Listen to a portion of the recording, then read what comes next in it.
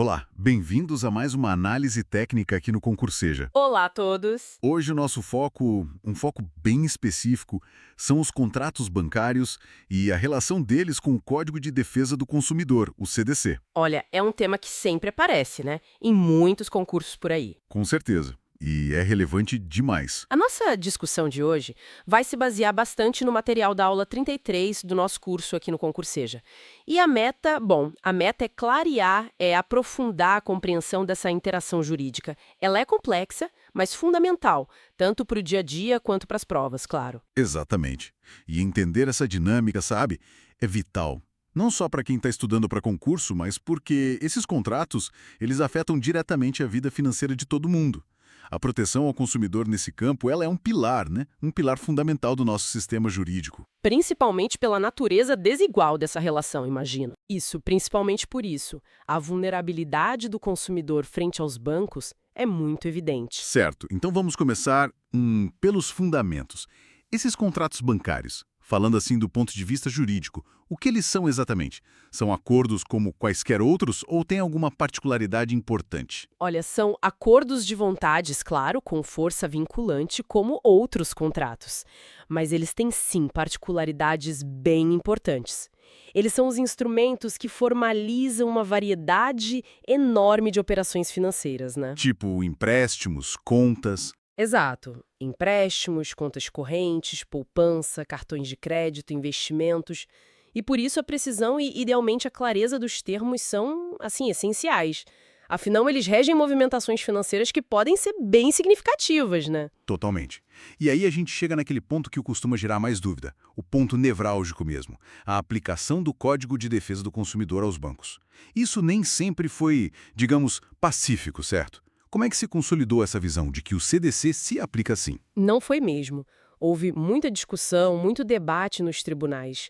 Mas hoje, felizmente, essa questão está consolidada. O grande marco que todo concurseiro tem que saber é a súmula 297 do STJ. A famosa súmula 297. É essa mesma. Ela é bem direta. O Código de Defesa do Consumidor é aplicável às instituições financeiras. Ponto final. E a base legal para isso está no próprio CDC, lá no artigo 3º, parágrafo 2º.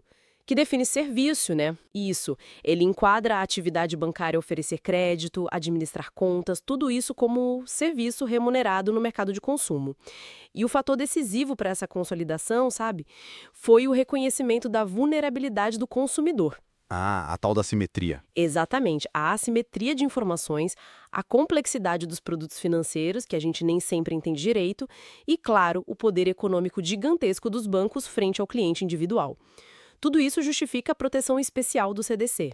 Essa questão da vulnerabilidade é mesmo a chave de tudo, né? Mas, assim, pensando na prática, como é que isso se aplica aos diferentes tipos de contrato que a gente faz com o banco? Por exemplo, num simples depósito em conta corrente ou numa conta poupança? A aplicação é bastante direta, sim.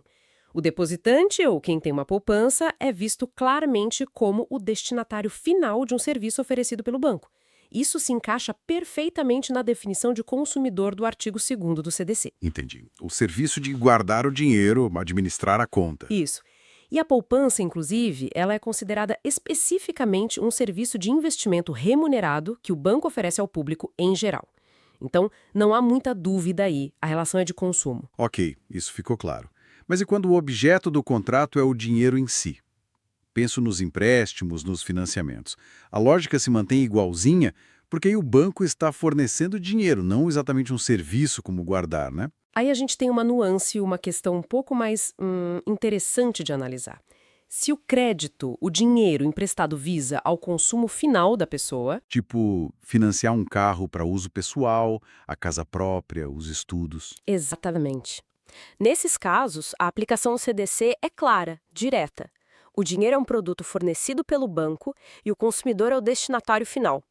Mas o ponto que gerou, e às vezes ainda gera, mais debate é quando o crédito é usado para fomentar uma atividade profissional. Ah, tipo um empréstimo para capital de giro de uma pequena empresa ou para um profissional liberal comprar equipamento. Isso. Mesmo nesses casos, a jurisprudência majoritária do STJ entende que o CDC pode sim ser aplicado.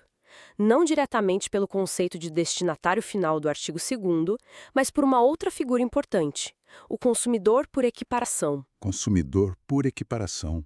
O artigo 29, né? Exatamente. O artigo 29 do CDC, ele protege todas as pessoas, mesmo que não sejam parte direta do contrato, mas que são expostas às práticas comerciais. Então, mesmo o profissional ou a pequena empresa que toma o crédito, ele está sujeito às práticas bancárias, muitas vezes em contratos de adesão, e pode ser considerado vulnerável, justificando a proteção do CDC em certas situações. Nossa, essa equiparação realmente amplia bastante o alcance da proteção do CDC nesse universo bancário.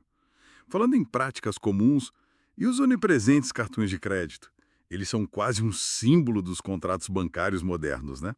Como o CDC olha para eles? Sim, os cartões são um capítulo à parte, quase, e eles são, assim, o exemplo clássico, talvez o mais comum de contratos de adesão no setor bancário. Adesão porque a gente não negocia as cláusulas, né? Ou aceita como tá, ou não tem o cartão. Basicamente isso, as cláusulas são pré-estabelecidas, padronizadas pela instituição financeira. E justamente por causa dessa característica, por não haver negociação individual, o CDC impõe regras bem mais rígidas para esses contratos. Estão lá no artigo 54. O 54, lembra que fala da redação. Isso, principalmente o parágrafo 3º do artigo 54. Ele exige que esses contratos de adesão sejam redigidos em termos claros, com caracteres ostensivos e legíveis, nada daquelas letrinhas minúsculas impossíveis de ler, sabe? Sei bem. E o tamanho da fonte também, né? Exato, o tamanho da fonte não pode ser inferior ao corpo 12. A ideia toda por trás dessas exigências é tentar mitigar um pouco essa falta de negociação, garantindo que o consumidor pelo menos tenha a chance de entender o que está assinando, o que está concordando. Faz todo sentido. E se a maioria desses contratos são de adesão, a atenção se volta ainda mais para o conteúdo, para as cláusulas em si. O CDC tem um foco grande no combate às cláusulas abusivas, correto? O artigo 51, se não me engano? Corretíssimo. O artigo 51 do CDC é fundamental aqui.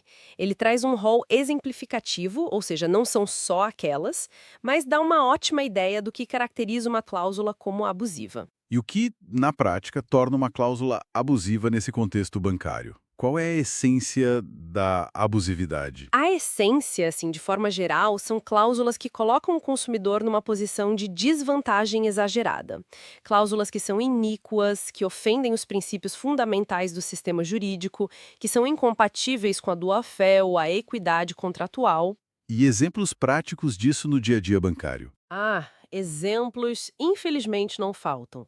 Cláusulas que permitem ao banco alterar unilateralmente a taxa de juros depois do contrato assinado, sem um critério claro e objetivo. Cobrança de tarifas que não foram informadas previamente, ou tarifas escondidas com nomes confusos. A famosa venda casada, né? Sim, condicionar um produto ao outro. Isso, obrigar a contratar um seguro para liberar um empréstimo, por exemplo. Cláusulas que tentam limitar demais a responsabilidade do banco em caso de falhas, fraudes. Ou aquelas que criam dificuldades enormes, multas absurdas para quem quer simplesmente cancelar um serviço ou um contrato. Tudo isso pode ser considerado abusivo. Identificar é o primeiro passo, claro. Mas uma vez identificada uma cláusula que parece abusiva, como o consumidor pode efetivamente se defender? Quais são as ferramentas que o CDC oferece? A principal ferramenta, o direito mais importante nesse sentido, é a possibilidade de pedir a revisão judicial dessas cláusulas. Isso está garantido como um direito básico do consumidor lá no artigo 6º, inciso V, do CDC. Revisão judicial, ou seja, ir à justiça para pedir a modificação ou anulação da cláusula. Exatamente. O consumidor pode pedir que o juiz modifique as cláusulas que estabeleçam prestações desproporcionais ou que as anule caso sejam consideradas abusivas. O próprio artigo 51 que a gente mencionou declara nulas de pleno direito várias dessas cláusulas. O inciso 4, por exemplo, veda expressamente cláusulas que estabeleçam obrigações consideradas iníquas, abusivas, que coloquem o consumidor em desvantagem exagerada. E o judiciário, especialmente o STJ, tem sido receptivo a essas revisões. Sim, o STJ tem tido um papel fundamental em reforçar essa proteção, em interpretar o artigo 51 e outros dispositivos de forma a proteger o consumidor bancário contra essas práticas. Há inúmeras decisões nesse sentido. Entendido. Além de poder combater cláusulas abusivas, quais outros direitos básicos do consumidor bancário são essenciais de se dominar? Pensando tanto na prova de concurso quanto na vida prática mesmo. Olha, um que é absolutamente fundamental é o direito à informação clara e adequada. Isso está no artigo 6º, inciso 3º. É a base de tudo, né? Informação clara. Isso significa o que na prática bancária? Significa que os bancos têm a obrigação, o dever de informar de forma completa, clara, precisa sobre todos os aspectos do serviço ou produto oferecido. Isso inclui taxas de juros, tarifas, todos os custos envolvidos, prazos, encargos em caso de mora, riscos do investimento, enfim, tudo que seja relevante para a decisão do consumidor. E a informação tem que ser prévia ao contrato, claro. E tem aquele artigo que diz que o contrato não obriga se não houve o conhecimento prévio, né? Exatamente, é o artigo 46 do CDC. Ele é muito direto. Os contratos que regulam as relações de consumo não obrigarão os consumidores, se não lhes for dada a oportunidade de tomar conhecimento prévio de seu conteúdo, ou se os respectivos instrumentos forem redigidos de modo a dificultar a compreensão de seu sentido e alcance. É claríssimo. Muito forte esse artigo. E como o princípio da transparência se conecta com esse direito à informação? São a mesma coisa. São muito conectados, mas a transparência vai um pouco além da simples clareza da informação. Transparência tem a ver com lealdade, com boa fé na relação. Não basta informar, é preciso informar de um jeito que não induza a erro, sabe? Entendi. Tipo, não usar o nome bonitinho para disfarçar uma tarifa alta. Exatamente. Usar nomenclaturas que sejam fiéis à natureza da cobrança, proibir práticas que, mesmo informadas em algum lugar escondido do contrato, na prática, servem para disfarçar uma cobrança indevida ou uma prática abusiva. Transparência é jogar limpo com o consumidor, faz todo sentido. E um outro direito que às vezes gera conflito, o direito de terminar o contrato. Parece uma coisa simples, mas a gente ouve histórias de bancos que complicam o cancelamento de um cartão, de uma conta. Como fica isso? O consumidor tem sim o direito de cancelar o serviço ou o contrato a qualquer momento. Isso é um princípio geral. Claro, ele precisa cumprir as obrigações que já assumiu e que estão pendentes, por exemplo, pagar o saldo devedor da fatura do cartão de crédito antes de cancelar. Mas o banco não pode criar obstáculos para esse cancelamento? Não pode criar obstáculos injustificados.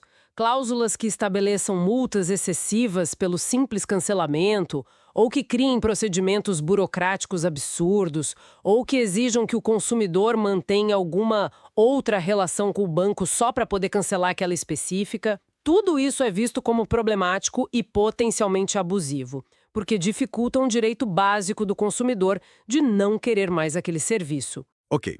Mencionamos antes os contratos de adesão, que são a regra no setor bancário. Falamos da necessidade de redação clara, fonte legível. O CDC tem mais alguma regra específica para esses contratos além dessas? Tem sim. O CDC dedica um capítulo inteiro à proteção contratual, que é o capítulo 6º, lá dos artigos 46 a 54. E como você disse, a maioria esmagadora dos contratos bancários são de adesão, regidos pelo artigo 54. Certo. Então, além das regras sobre redação clara e caracteres ostensivos que estão no parágrafo 3º do 54, tem um outro princípio que é crucial e se aplica muito a esses contratos. O princípio da interpretação mais favorável ao consumidor. O artigo 47. Esse mesmo, artigo 47. Ele diz que as cláusulas contratuais serão interpretadas de maneira mais favorável ao consumidor. E por que isso? Justamente por causa da vulnerabilidade e do fato de que foi o fornecedor, o banco no caso, quem elaborou unilateralmente aquele contrato, sem que o consumidor pudesse discutir as cláusulas. Se há alguma dúvida, alguma ambiguidade, a interpretação tem que beneficiar a parte mais fraca, que é o consumidor. Isso é uma ferramenta poderosa na hora de discutir um contrato na justiça, imagino. Sem dúvida. Ajuda a equilibrar um pouco a relação. Agora, mudando um pouco de foco, mas ainda dentro da proteção, vamos falar de um problema que é, infelizmente, muito recorrente: as cobranças indevidas. Seja a cobrança de juros que não estavam previstos, tarifas não autorizadas, serviços que a pessoa nunca contratou. Quais são os impactos disso e o que o CDC diz? Cobrança indevida é um campeão de reclamações, né?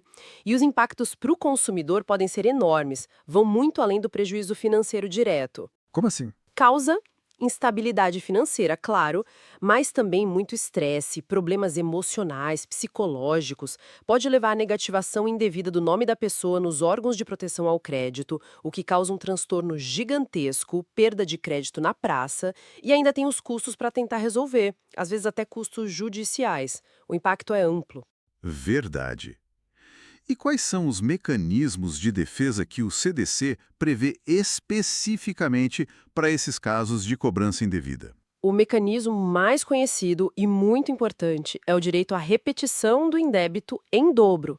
Está lá no artigo 42, parágrafo único do CDC. Repetição do indébito em dobro. Explica melhor. É o seguinte: se o consumidor foi cobrado por uma quantia indevida e pagou essa quantia, ele tem o direito de receber de volta não só o valor que pagou a mais, mas o dobro desse valor. É uma espécie de sanção civil para o fornecedor que faz a cobrança errada.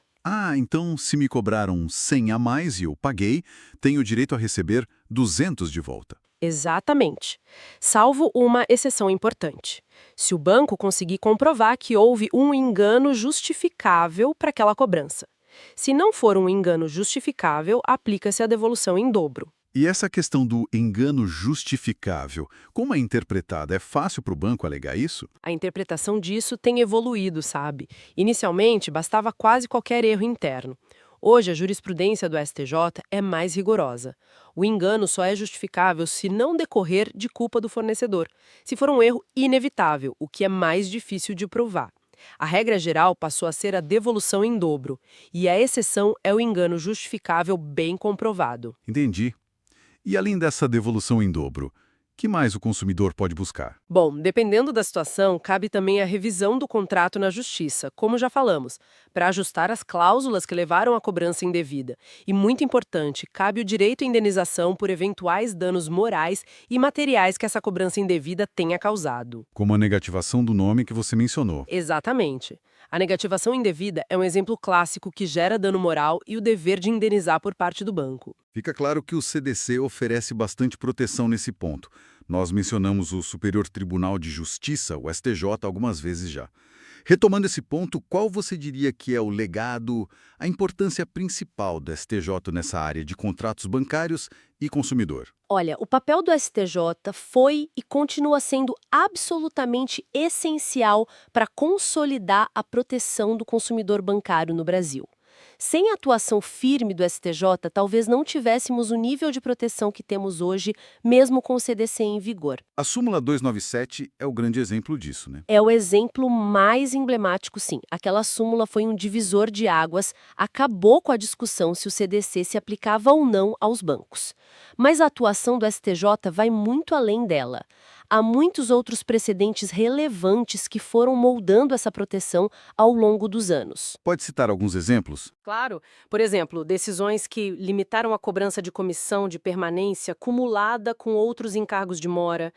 Decisões que consolidaram a possibilidade de inversão do ônus da prova em favor do consumidor nas ações contra bancos, facilitando a defesa dele. A inversão do ônus da prova é muito importante na prática. Fundamental. Também tivemos decisões importantes anulando aquelas cláusulas de mandato que davam poder para o banco agir em nome do cliente de forma ampla demais, o reconhecimento expresso da relação de consumo entre o poupador e o banco, a discussão sobre a limitação dos juros remuneratórios, embora mais complexa. Enfim, são muitas frentes em que o STJ atuou para tentar equilibrar a relação. É realmente um trabalho de construção jurisprudencial constante. Mas, apesar de toda essa evolução na lei e na interpretação dos tribunais, quais você diria que são os desafios que ainda permanecem hoje nesse campo? O que ainda precisa de atenção? Desafios sempre existem, né? E eles se renovam. Um desafio constante é a complexidade crescente dos produtos e serviços financeiros. Cada vez surgem coisas novas, mais sofisticadas, e fica difícil para o consumidor médio entender realmente o que está contratando. A assimetria de informações que você mencionou antes. Exato, essa simetria persiste, talvez até se agrave com a complexidade. Outro grande desafio é a rápida evolução tecnológica, o surgimento das fintechs, dos bancos digitais, dos novos meios de pagamento. Tudo isso é ótimo em muitos aspectos, mas também traz novas questões. Como a regulação acompanha isso, né? Pois é, como aplicar as normas do CDC, que foram pensadas numa outra realidade, a esses novos modelos de negócio digitais? Como garantir a segurança dos dados, como lidar com fraudes eletrônicas de forma justa. A adaptação da proteção do consumidor a esse cenário digital dinâmico é um desafio constante para o legislador, para os órgãos reguladores e para o judiciário. Sem dúvida, um campo em constante movimento. Bom, acho que conseguimos cobrir bastante terreno hoje. Fazendo uma recapitulação rápida dos pontos centrais que discutimos, ficou clara a aplicação inequívoca do CDC aos bancos, consolidada pela súmula 297 do STJ. Fundamental. Falamos sobre a importância de identificar e combater as cláusulas abusivas usando as ferramentas do próprio CDC, como a revisão judicial. Destacamos os direitos básicos do consumidor bancário: informação clara, transparência, direito ao cancelamento.